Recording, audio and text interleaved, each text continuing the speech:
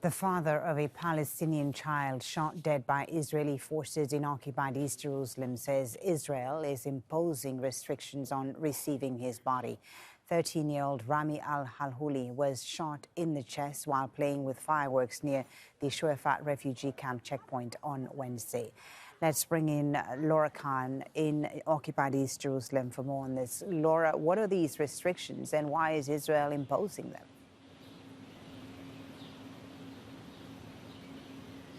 Well, as you said, 13-year-old Rami al-Halhuli shot in the chest and he eventually died in hospital. The Israelis took his body to an Israeli hospital in occupied East Jerusalem, and then the Israeli military took his body. Now, his father has released a statement to many Palestinian media to say that they have promised to give his body back on Friday at midnight, but with some major caveats. The first is that only 4 members of the family can go and collect the body. Then he'd have to be buried inside Shu'fat refugee camp. Now, Shu'fat refugee camp is the other side of the Israeli separation wall.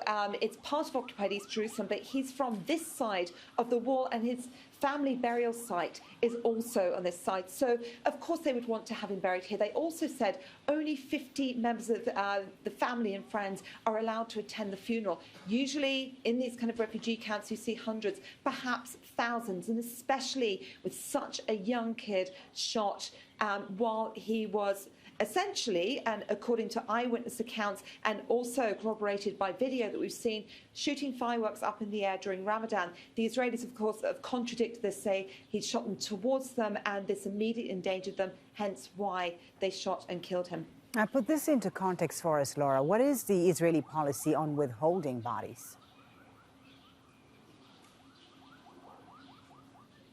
Well, there was a resolution passed in 2017 to say that they can withhold bodies, they can keep them, and they can only return them with major caveats, and that's up to security officials to decide what they are. But they did say that Hamas or groups similar to them, fighting groups against Israel, can be kept and withheld forever. Now, Beit Salem, which is an Israeli rights group, say they are often used as bargaining chips during any future negotiations, and Palestinian prisoner rights groups say around 245 dead Palestinians are being held by the Israelis at the moment. But this is a policy and a practice that's been going on for many decades, and we know that many hundreds of Palestinians' bodies have been held.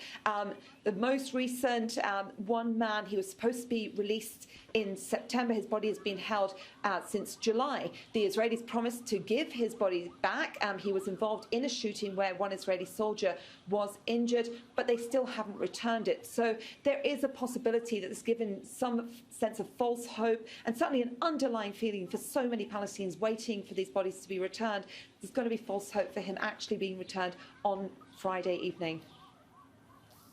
Laura, thank you very much for that. Laura Khan, live there in occupied East Jerusalem.